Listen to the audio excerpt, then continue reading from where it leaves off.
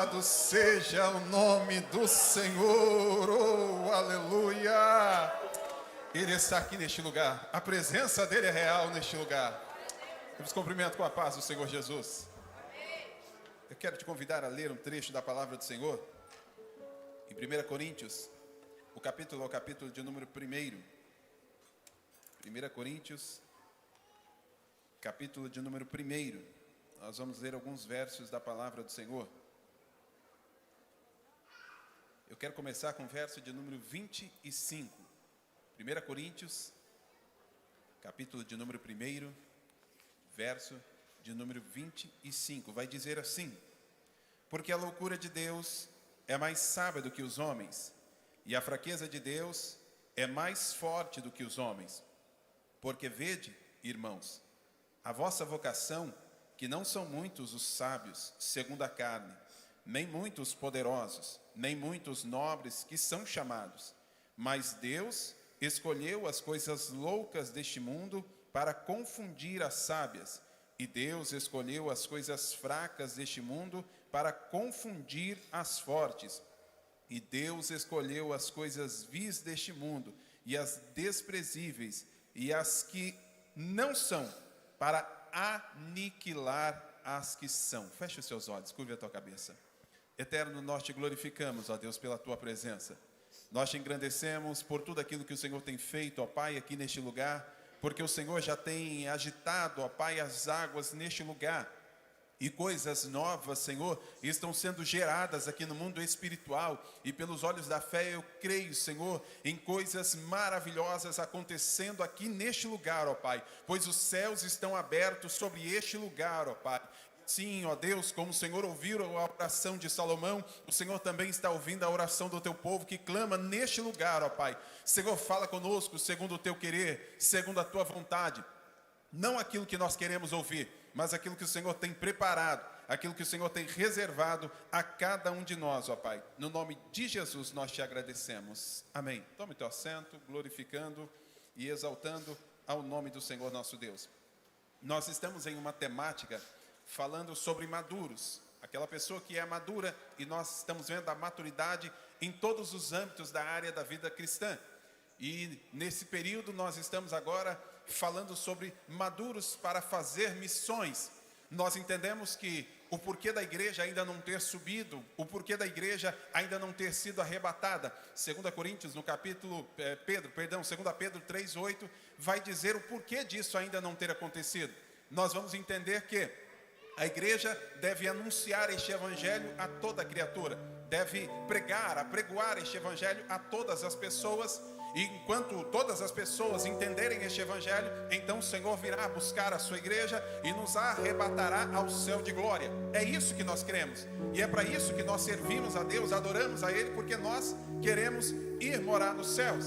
Mas a missão da igreja na face da terra é pregar o evangelho, é anunciar as boas novas, é anunciar que Jesus Cristo é o Salvador e que Ele vai vir buscar, não uma placa de igreja, não uma denominação, mas Ele vai buscar um povo santo, zeloso e de boas obras. Ou seja, a função da igreja, a obra da igreja, aquilo que a igreja tem como sua prioridade é de pregar o evangelho, anunciar o evangelho. E Paulo aqui, em 1 Coríntios, ele começa a fazer uma narrativa de quem são aqueles que vão fazer isso, de como é o chamamento dessas pessoas. E aí, o interessante é que Deus escolhe e escolheu as coisas vis deste mundo, as coisas desprezíveis deste mundo, aquilo que não era, para confundir os que eram, aqueles que não tinham sabedoria, para confundir aqueles que têm sabedoria. Ou seja, Deus me escolheu, Deus te escolheu, você que está aí nos assistindo agora, Deus te escolheu para quê, pastor? Para confundir. Deus, Ele tem os seus meios, e não queira entender os meios que o Senhor tem para trabalhar. Queira apenas engrandecer e adorar ao nome do Senhor nosso Deus, porque Ele é Deus, Ele é poderoso, e é Ele quem faz todas as coisas. E aí nós vamos entender que a missão nossa é de pregar o evangelho. E quem é que Deus chamou para pregar este evangelho? Quem é que Deus conta para fazer a sua obra? Para fazer aquilo que Ele confiou à sua igreja? Quem é? Você. Eu vou dizer de novo porque talvez você não entendeu. Paulo, ele confiou em você. Ele confiou em você. Ele confiou em você. Ele confiou em você. Em cada um, ele confiou uma missão. Ele confiou algo para fazer. Ah, pastor, mas eu não tenho chamado para pregar. Eu não tenho chamado para ensinar. Mas você é mãe? É? Então você tem chamado para instruir o seu filho no caminho que deve andar. Essa é a sua missão. E como missão, você deve exercitar essa missão com zelo. Você deve entender que isso é primazia, isso é primícia. E você deve executar o seu melhor. Pastor, eu não tenho chamada para talvez falar, mas você tem chamada para entender aquilo que Deus tem na sua vida. E como alguém empresário, para ofertar na obra do Senhor, para que missões sejam propagadas em todo lugar. Você compreende a sua missão, o seu propósito de vida, aquilo que você veio fazer aqui nessa terra. E aí Deus começou a colocar algo no meu coração. E eu quero colocar aqui um subtema dentro dessa série de mensagens que nós estamos fazendo, maduros para fazer missões. E o subtema é esse: o improvável que deu certo. Eu vou repetir de novo: o improvável que deu certo. Agora eu queria que você, eu não tenho esse costume, mas só olhasse para essa pessoa talvez que está do teu lado ou à sua frente. Faz assim com o olho assim, ó. Essa é o improvável que deu certo. Você nem conhece a história dessa pessoa. Você nem sabe pelo caminho que ela percorreu.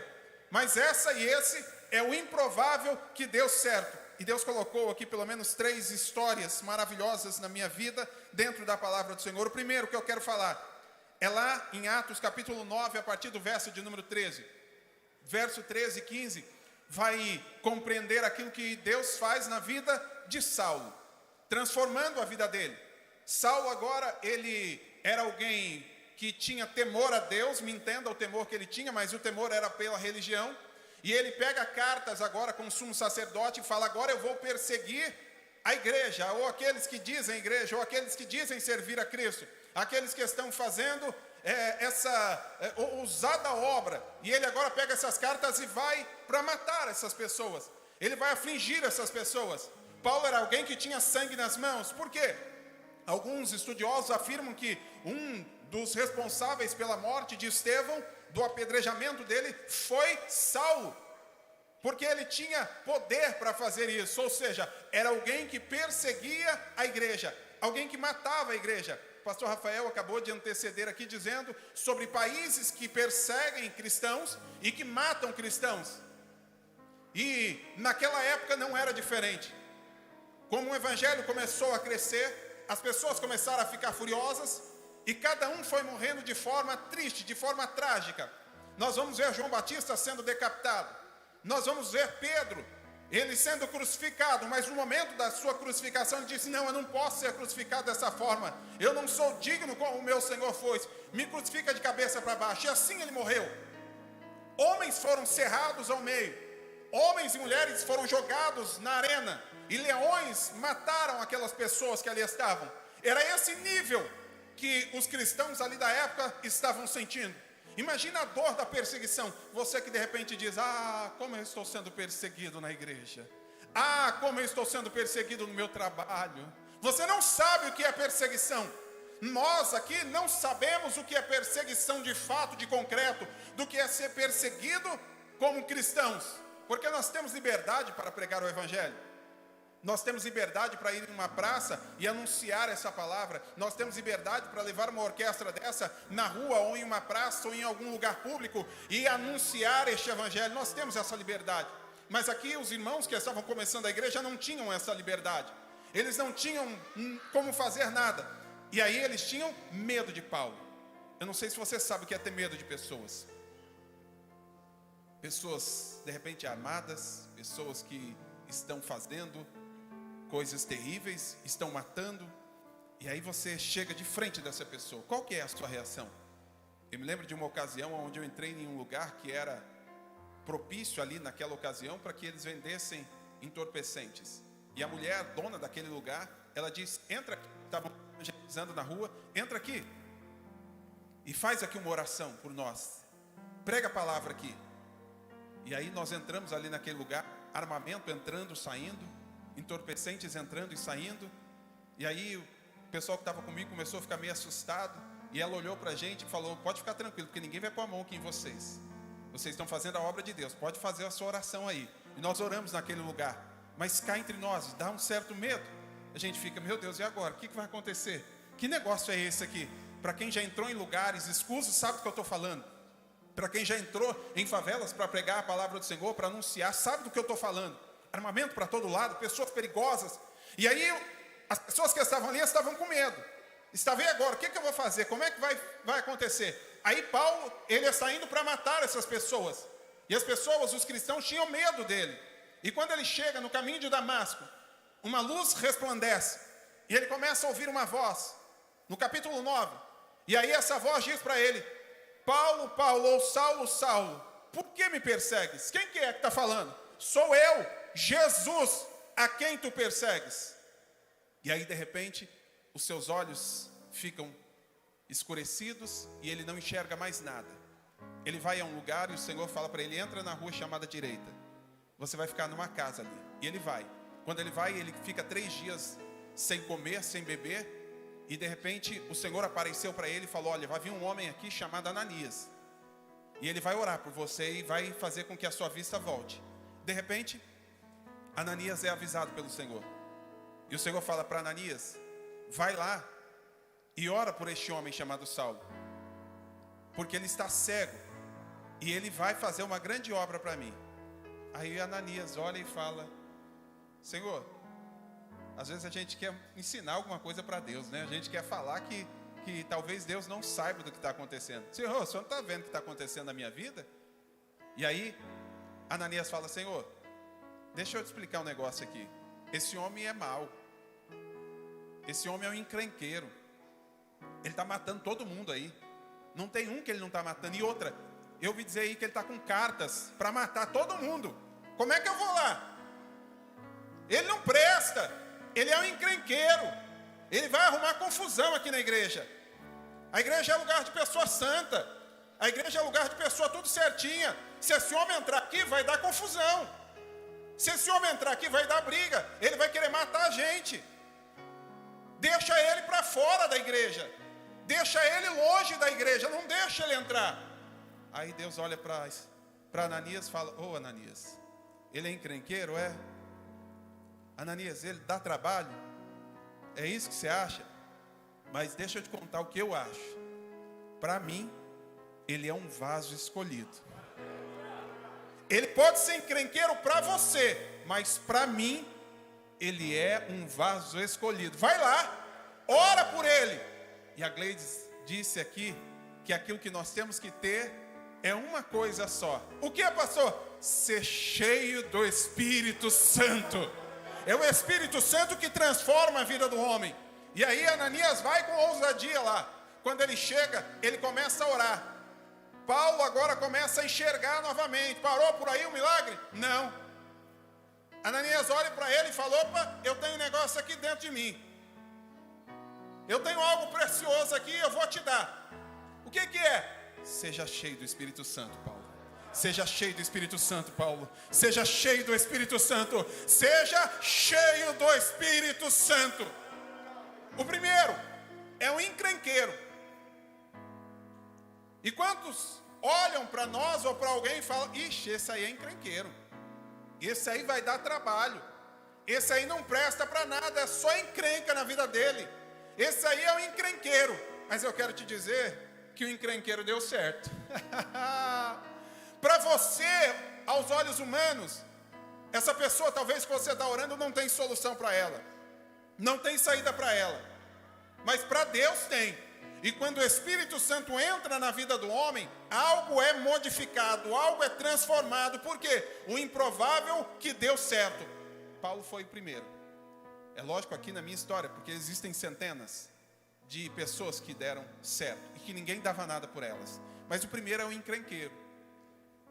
E a gente tem o hábito, o pastor estava aqui nos ensinando na quinta-feira retrasada e passada, falando sobre a igreja.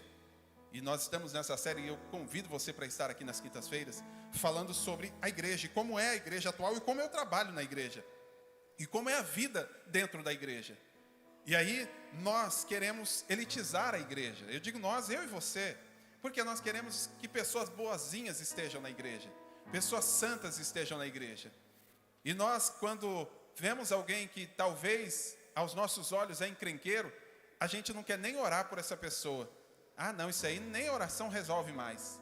Esse aí não dá certo. Esse aí é encrenqueiro. Esse aí não obedece o pai. Esse aí não obedece mais a mãe. Isso aí é encrenqueiro. Larga a mão dessa pessoa aí, porque é encrenqueira. Vai dar trabalho. Não deixa ela chegar perto, não. Mas eu quero te dizer que o improvável deu certo. O segundo, Gideão, capítulo 6, dos versos 12 a 16. Gideão, ele está ali agora oprimido pelos filisteus, pelos midianitas, ele está ali agora. Os midianitas estão atacando e ele está com medo agora. O que é que ele faz? Ele vai, literalmente, malhar o trigo no lagar. O lagar era o lugar onde se pisava as uvas. E aonde você malhava o trigo era nas pedras, para que tirasse ali todo o trigo. E ele está ali agora malhando o trigo no lagar. Pastor, por quê? Porque, primeiro, ele estava escondido. Agora, por que ele estava escondido? Porque os midianitas estavam destruindo o povo de Israel. E o midianita, quando chegavam naquele lugar, levava tudo que eles tinham. Não sobrava nada. E agora ele está cansado disso. E ele se esconde. Ele fica lá escondido. E o segundo que eu quero falar, o primeiro é o encrenqueiro. O segundo é o medroso. Pastor, por que medroso? Porque ele estava escondido. E aí o Senhor tem algo fantástico. Ele não escolhe quem quer. Ele escolhe quem Ele chama. E Deus chamou você para uma grande obra. E aí de repente, ele está ali. Aparece o anjo do Senhor para ele e fala: o Senhor é contigo, varão valoroso. Ei, corajoso, é você. É mais ou menos assim. Você pega e fala: ah, eu não tenho habilidade para falar. Opa, então é esse que eu vou colocar para pregar. Ah, mas eu não sei tocar. Então é esse que eu vou colocar para ensinar. Ah, mas eu não sei liderar. Então é esse que eu vou levantar no meio da terra. Por quê? Porque Deus, Ele não escolhe os capacitados. Deus não escolhe as pessoas boas, maravilhosas. Mas Ele escolhe aqueles que não são, aqueles que não têm, para confundir literalmente aqueles que têm ou aqueles que pensam que sabem alguma coisa. Por quê? Porque a obra é dele, a honra é dele, o louvor é dele, a glória é dele, a majestade é dele, tudo é dele. Tudo pertence a ele. Toda o louvor, toda a honra, toda a glória pertence ao Senhor nosso Deus. Nós não somos nada. Gideão se levanta agora. Ele fala: eu? Imagina só, Deus olhando para você, você com medo de alguma situação, é você que eu vou levantar para fazer a situação. E aí eu vou te falar uma frase: você está preparado, ou você está disposto a ser resposta da sua oração? Eu vou dizer de novo: você está disposto a ser resposta da sua oração?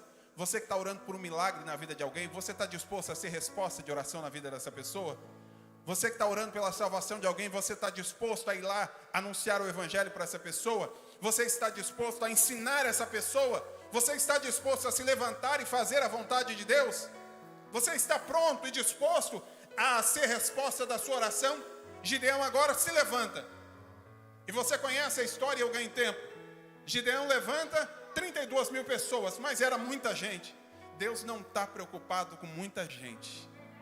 Deus não está preocupado com muita posição social, com muito dinheiro. Ele não quer saber disso. Porque Deus, aos nossos olhos, nós pensamos: ah, quando eu tiver, aí eu vou ser alguém. Quando eu chegar naquele lugar, aí eu vou ser alguém. Quando eu for pastor, aí eu vou trabalhar. Quando eu tiver dinheiro, aí eu vou ajudar. Quando eu tiver uma situação, aí eu vou fazer.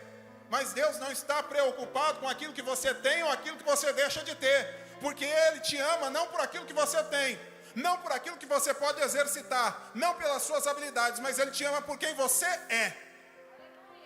E quem você é transcende aquilo que você pode fazer, porque talvez as suas habilidades que você tenha hoje, amanhã você não tenha mais.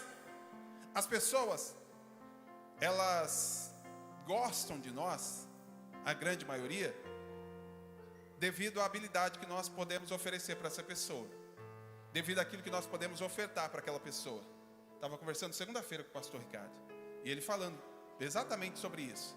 Quando você chega num lugar e você oferece alguma coisa, as pessoas ali vêm, te aplaudem, falam, mas de repente acabou ali, elas não querem mais saber se você está bem ou não. Não querem mais saber se você precisa de alguma coisa. Por quê? Porque você parou de entregar aquilo que ela estava precisando. As pessoas, quando você entrega alguma coisa para ela, ela te ouve. Ela está ali pronta para te ajudar. Mas a partir do momento que você deixa de entregar aquilo que você pode entregar, elas esquecem de você. Literalmente esquecem de você. Quando você deixa de ofertar, quando você deixa de ofertar a sua vida, a sua ajuda, a sua entrega para alguém, aí essa pessoa se afasta de você. Por quê? Porque ela estava interessada naquilo que você podia oferecer para ela. Mas e Deus, pastor? Ainda que uma mãe esquecesse do seu filho, do filho do seu ventre, eu todavia não me esquecerei de ti. O Senhor não está preocupado simplesmente com as suas habilidades, com as suas aptidões, mas Ele está preocupado com a sua entrega perante Ele, aquilo que você pode oferecer para Ele. E aí, o segundo homem era o medroso. E aí, quantos de nós temos medo? Qual é o medo que você tem? Segundo a estatística, o medo principal do ser humano é falar em público.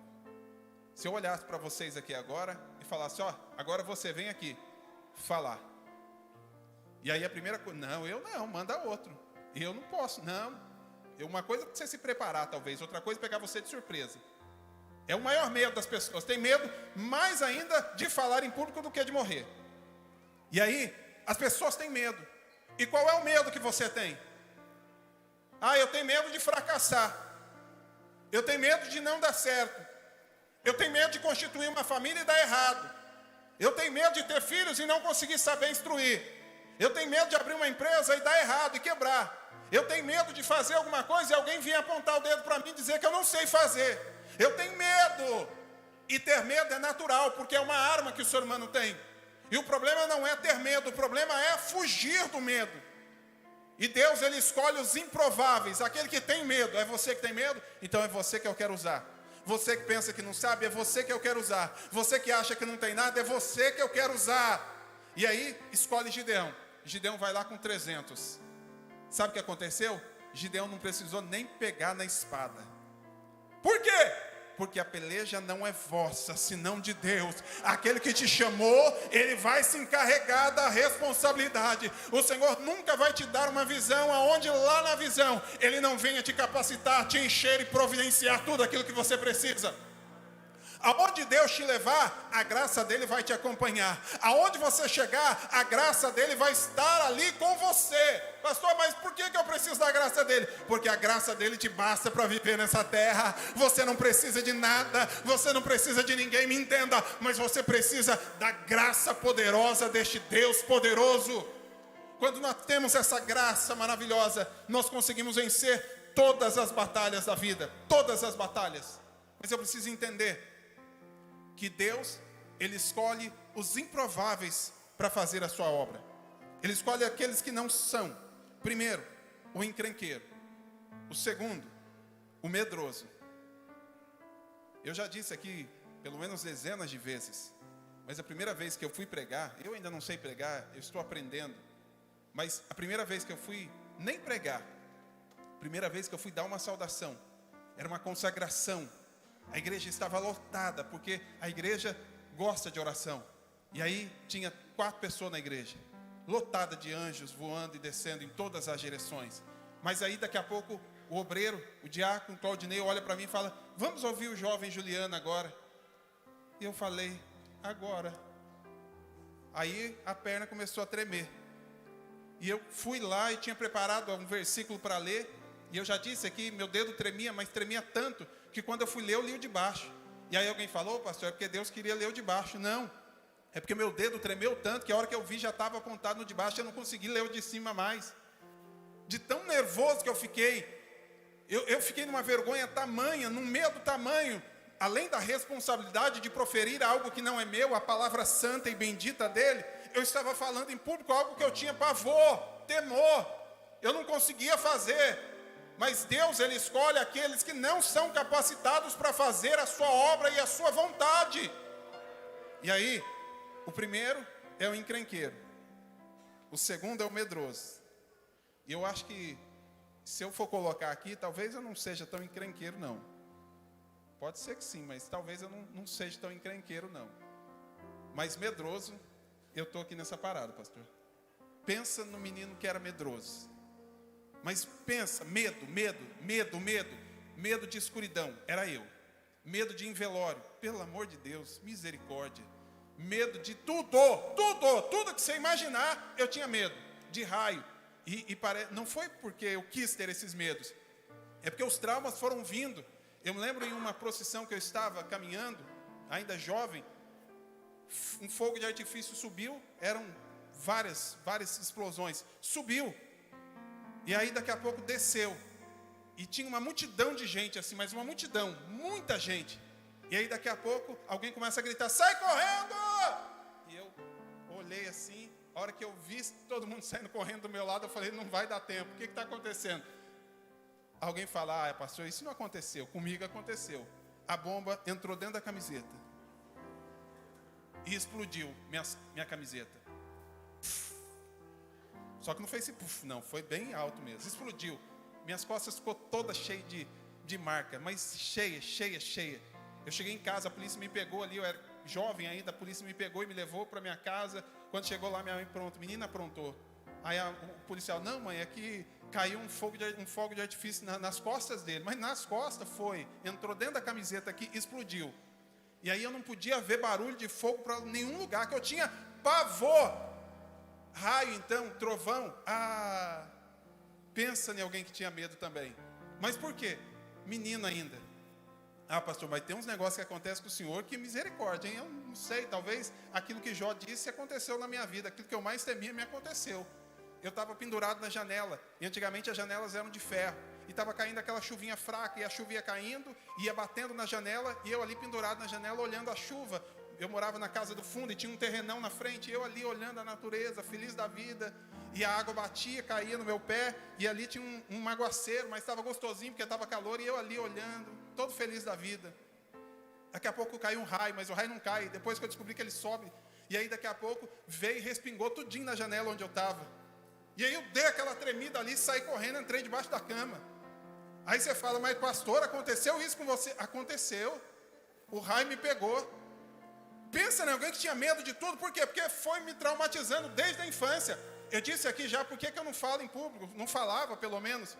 Porque um professor, ele simplesmente me chamou para fazer alguma coisa e eu não fiz, ele me bateu com o caderno. Pronto, eu travei ali naquele momento. E aí foram acontecendo várias coisas, mas esse aqui sou eu, Gideão. Eu fico imaginando eu como Gideão, ali malhando trigo no lagar, com medo de tudo. Senhor, vai acontecer alguma coisa aqui. Vai acontecer, socorro. Daqui a pouco vem um anjo. O Senhor é contigo, Juliano Valoroso. Eu falei, eu? Eu, Senhor? Aí Deus fala, é você mesmo. Mas eu não sei falar.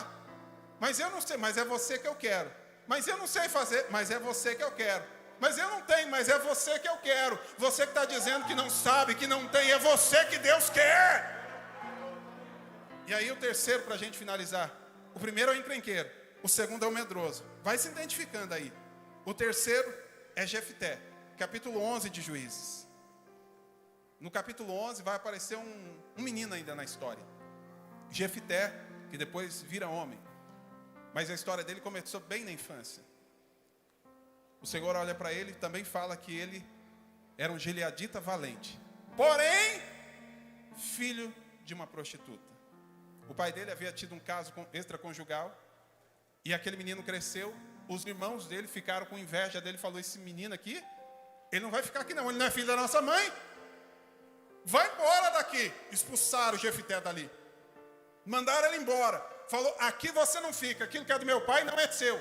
Aquilo que é da minha mãe não é seu. Nada aqui é seu. Foge daqui, vai embora daqui. Escorraçaram o Jefté dali. E aí ele vai.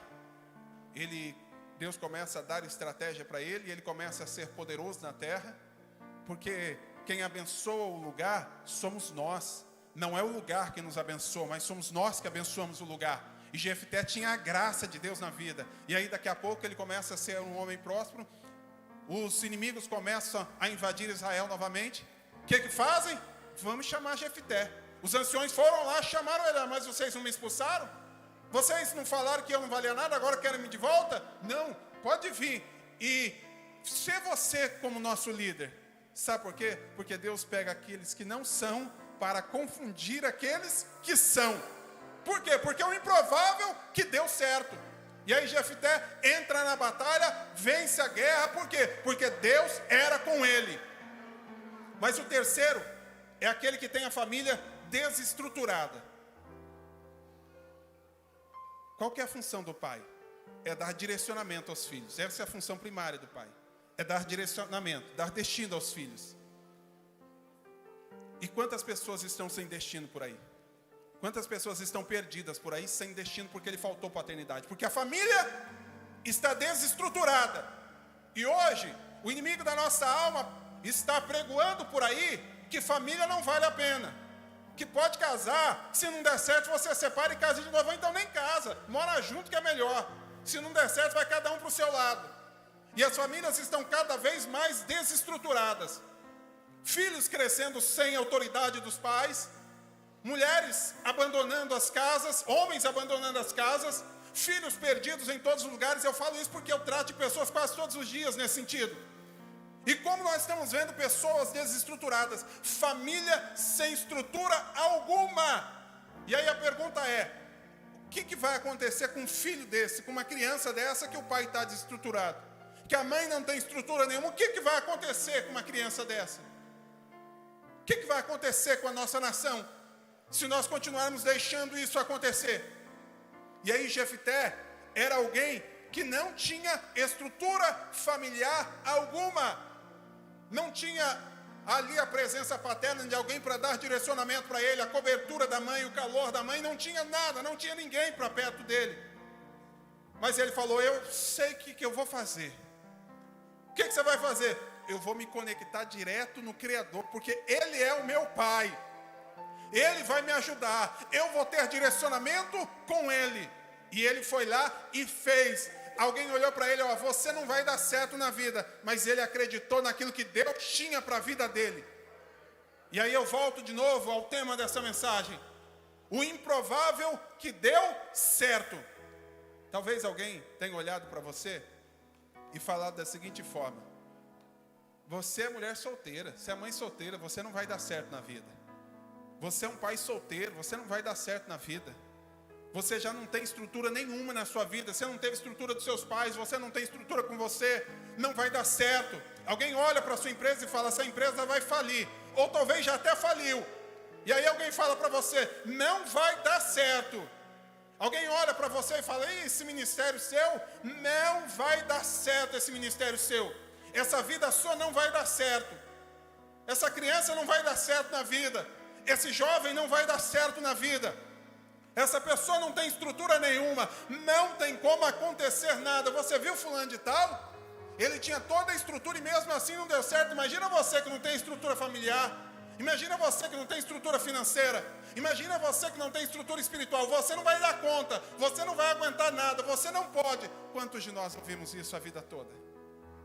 Quantos de nós ouvimos pessoas falando a nosso respeito, dizendo que a gente não ia dar certo? Quantas pessoas olharam para nós e desacreditaram? E o pior de tudo, quantos de nós desacreditamos em nós mesmos? Ah, não, mas eu não tive pai, minha mãe praticamente me abandonou. Eu não tenho ninguém por mim, eu não tenho nada, eu não tenho como fazer nada, não tem para onde eu fugir, não tem ninguém. Mas eu volto a dizer, o improvável que deu certo.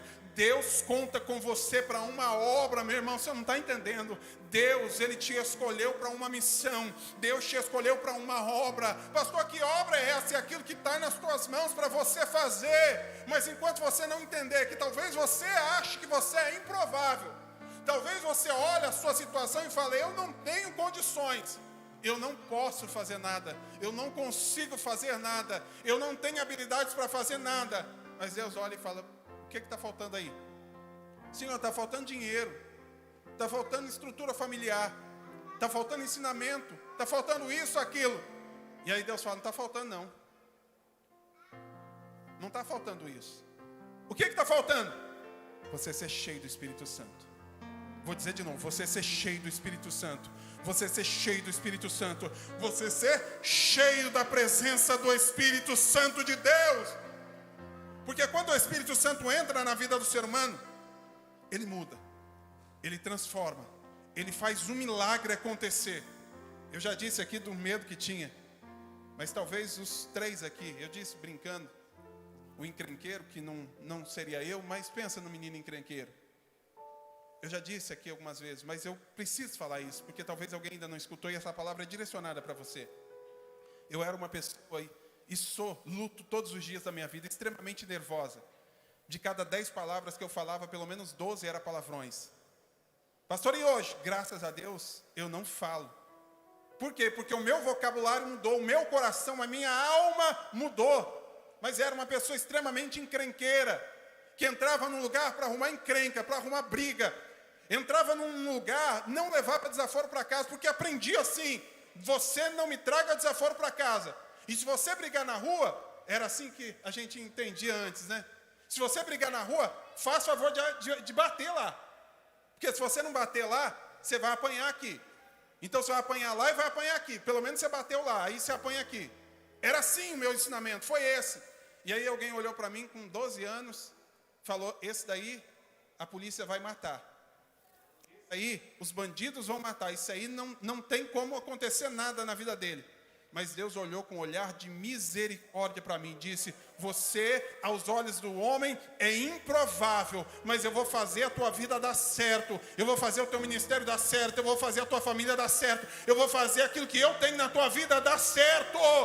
Sabe por quê? Porque é o improvável que deu certo. E aí alguém fala, mas não pode acontecer. Aconteceu no passado, agora não acontece mais. E aí eu venho te dizer, nunca, guarde bem essa palavra, nunca houve noite que pudesse impedir, nunca houve noite que pudesse impedir o agir de Deus, o trabalhar de Deus, as mãos poderosas de Deus, aquilo que Deus quer fazer na tua vida, aquilo que Ele pode fazer na tua vida. Haverá, pastor, um milagre? Haverá um milagre em mim. O milagre está aqui dentro de mim, está gerando dentro de mim. O pânico está indo embora, a ansiedade está indo embora, a depressão está indo embora, a palavra maldita que disseram está indo embora. Por quê? Porque tem algo movimentando aqui hoje. Tem algo movimentando aqui hoje. Paulo, você é o improvável que deu certo. Misael, você é o improvável que deu certo. Diego, alguém olhou talvez para você e disse, isso não adianta mais fazer nada não. Você pode fazer a prova que não vai dar certo. Aí Deus olhou e falou, o improvável vai dar certo. Zé Carlos, alguém olhou para você e disse, isso aí não tem como não vai dar certo. Deus olha e fala, é o improvável que deu certo. É alguém que Deus olha e fala, essa aí não tem como, mas vai acontecer um milagre, porque o improvável vai dar certo. Aquilo que Deus tem na tua vida vai dar certo. Você coloca o pé em nome de Jesus. Pode ir lá, Paulo. Começa a proclamar na tua vida aí. Começa a clamar a Deus. Começa aí a proclamar aquilo que Deus tem na tua vida. Porque Ele tem um milagre para a tua vida.